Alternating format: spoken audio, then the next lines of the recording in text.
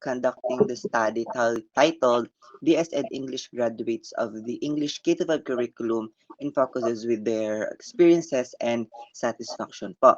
So we want to thank you po for participating in our FGD po, especially po dun sa first part po ng aming data gathering which is yung pong one-on-one interview and our survey checklist po. So ang ating FGD po ngayon ay may consistent po ng 5 questions po. Ito pong questions na 'to ay based din po dun sa mga naging sagot po ng lahat ng respondents po dun sa aming first part po ng aming data gathering po. So, puwede na po kaya tayo mag-start with the first question po? Yes. Yes, we can start. So, for our first question po, through the challenges that you faced in the program or the K-12 curriculum as you were in senior high school, did somehow come up to your mind to stop continuing or even go to college po? Why or why not po? Who wants to go first po, mga ma'am? Ulitin ko po yung question.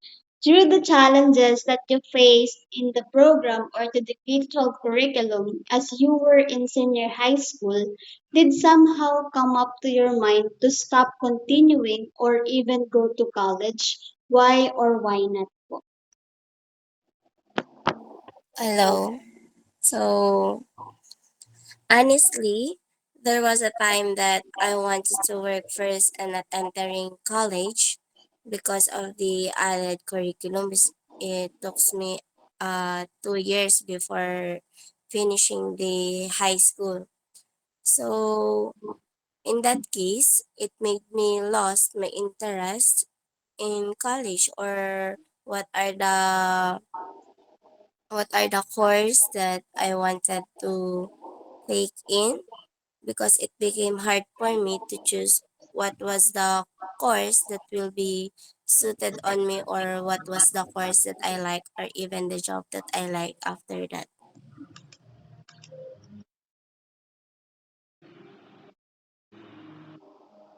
That's all po. Thank you, ma'am. How about you, Ed, Ma'am Edeline pa? Okay, so once again, good morning for the both of you. So my answer for the question, at first, I think that the additional 2 years of the K-12 curriculum really make it difficult for the students since new curriculum. But honestly, ano, when I go to senior high school, I take it as an opportunity for me to enhance myself, skills man or knowledge, and also my abilities. I take it as an opportunity rather than struggle. No. And upon taking the additional 2 years in senior high school, I learned a lot of concept that I think would be applicable when I go to my college. And hindi naman ako nabigo. Yon. So, there are learnings and concept or ideas that I use based sa additional 2 years ng senior high school in my college. So, that would be all. So since that there are many challenges ano po when it comes to the program to the K-12 curriculum during your senior high school, it is kind of overwhelming and discourage some of you from continuing your education or going to college. Ano po? So let's proceed to the question number 2 po. Do you think that being a K-12 graduate is not an advantage in terms of looking for a job? Why or why not? Ulitin ko po. Do you think that being a K-12 graduate is not an advantage in terms of looking for a job? Why or why not? Ma'am Leticia, pwede po kayo po mag-start. Thank you po.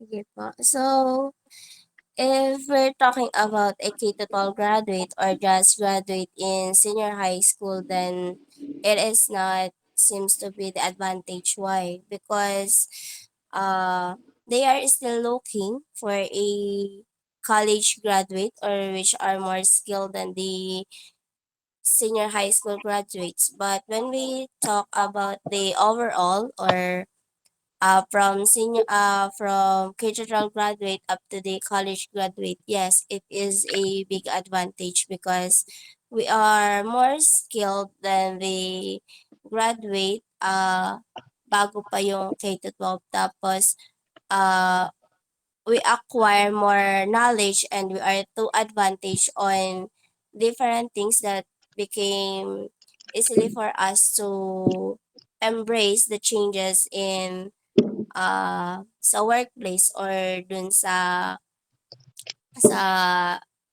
mga kailangan na i-acquire dun sa specific job kasi parang napagdaanan na during our senior year up to college. That's all po.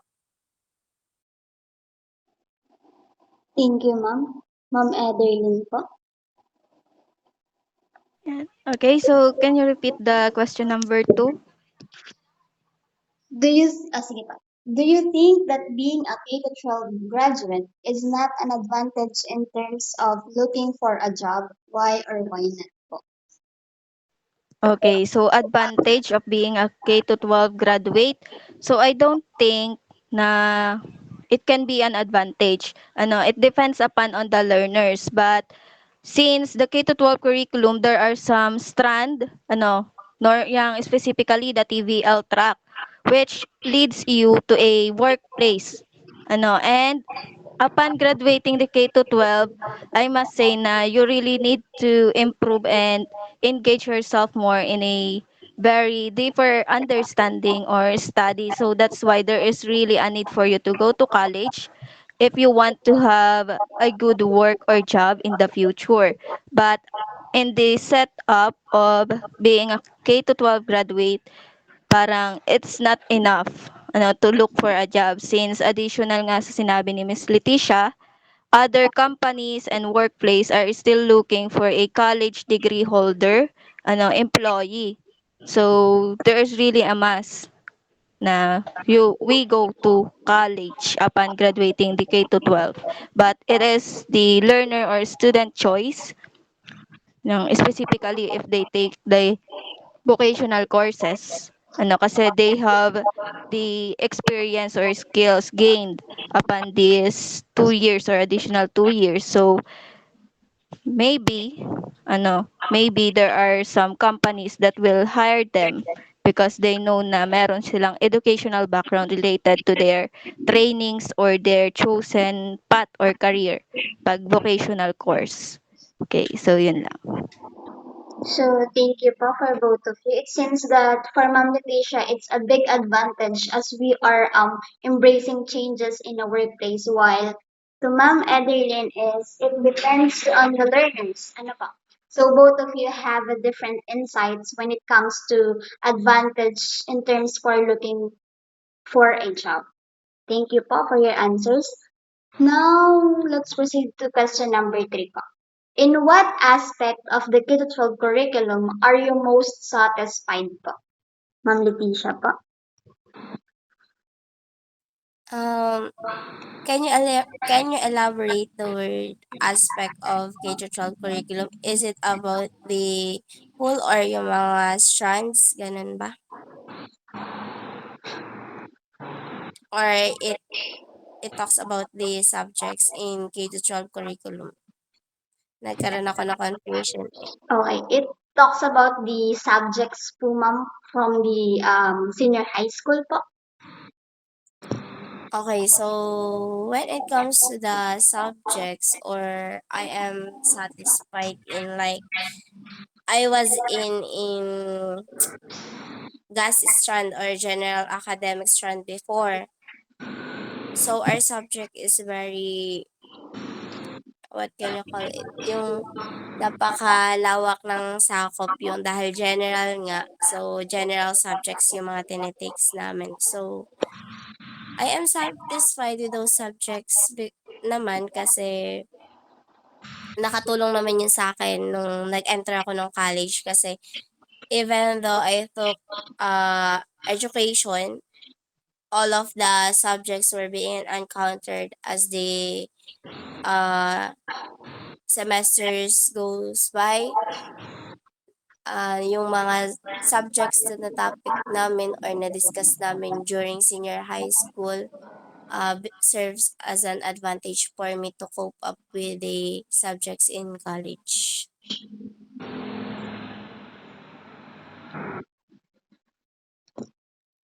Thank you po. Ma'am Adeline po. Okay, so what aspect or am I satisfied in terms of K to 12 curriculum? Maybe the part na or the aspect wherein it gives us parang insights of the career that we want to pursue when we reach our college years.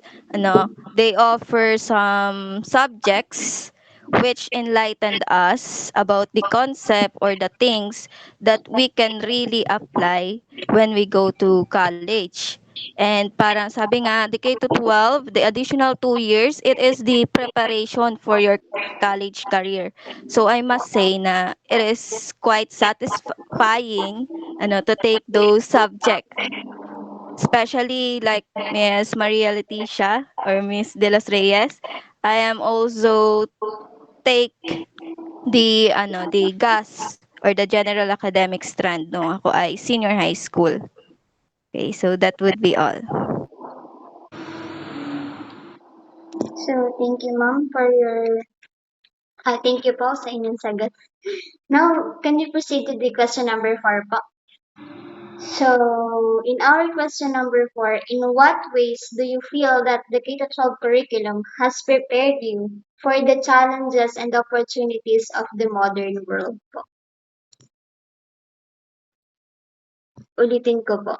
In what ways do you feel that the K-12 curriculum has prepared you for the challenges and opportunities of the modern world po?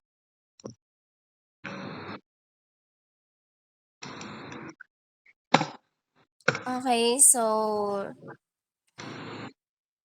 in a way that it added subject serves as a bridge to cope up with the subjects in college because it also helps me to strengthen the confidence so that we can embrace the changes that we can encounter in college. So those K to 12 curriculum uh, gives us lots of subjects that we can encounter along the way and it happened naman during our college. So parang hindi naman nasayang yung subjects that we taken upon no senior high school then in college because lahat naman nga yun sa bawat strand is na-encounter along the way.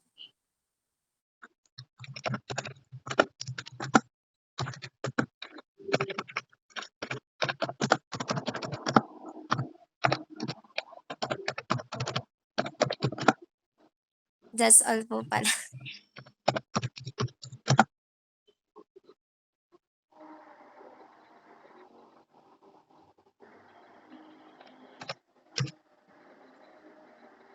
Okay po, thank you po, Ma'am Leticia. So how about po kay Ma'am Ederlyn? What's your take po with our question number 4 po? Okay. So for the question number 4, since I already said earlier that the K to 12 or the additional 2 years at senior high school is the preparation for your college, I must say that those subject that we take during our senior high school, be it academically or upon improving our skills and ability. So it's somewhat prepared every student, every senior high school which wish or who wish to go to college since they are having such experiences to discover really what is the world or the field that they want to take. So sabi ko nga, there is the enlightenment aside from the preparation. And also, based on based on my experience, you know, I already acquired different concept that I can relate when I go to college. So parang it is a foundation. You can use it as your foundation because you are prepared. You have the idea when you go to college. Yun.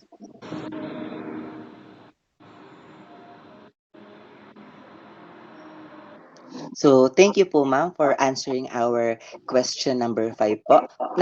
Number 4 po rather. So, for our question number 5 po and our last question, so how do you think po that the K-12 curriculum has fostered your personal growth po and development in terms of both academically and personally po? So, ulitin ko po.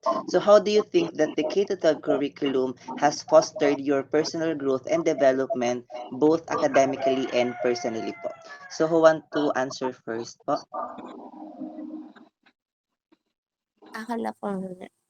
Alright, so the K-12 curriculum has fostered my personal growth in a way that I can join various activities in schools, and it also helps me to know myself better or know what are the things that I found what are the things that I like or dislikes, and what are my weaknesses or strength, or even even finding out what was that my weaknesses can turns out to be my strengths. And when we talk about the academically, those various subjects helps me to improve my reading comprehension, my critical thinking ability, and also the ability to articulate thoughts effectively when it comes to or in terms of the discussion and even in different writings. Thank you. So, thank you po, ma'am. So, how about po kay Ma'am Ederlyn po? What's your take po with our question number 5 po?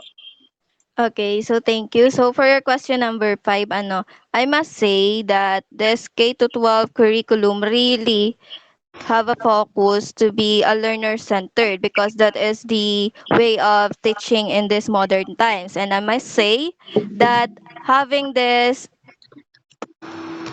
consideration of a learner centered, this K to 12 curriculum really focuses to develop the learners holistically. So they are prepared enough and they acquire different skills, specifically the 21st century skills that is really needed by each and every learners in order for them to cope up with the challenges in this modern time. So I must say that upon gaining those insights of the from the additional 2 years in senior high school, they are prepared, and it helped them, the learners, to foster their personal growth and development, since it's focused mainly on developing them holistically, be it in their personal or in their academic, and even on how they will cope, or like for example adhere with the demands of their society. So this K-12 curriculum really focuses on development of the learners holistically. So I must say na it somewhat prepared them, or the learners somewhat prepared them, and through the subject or the learning experiences, yun.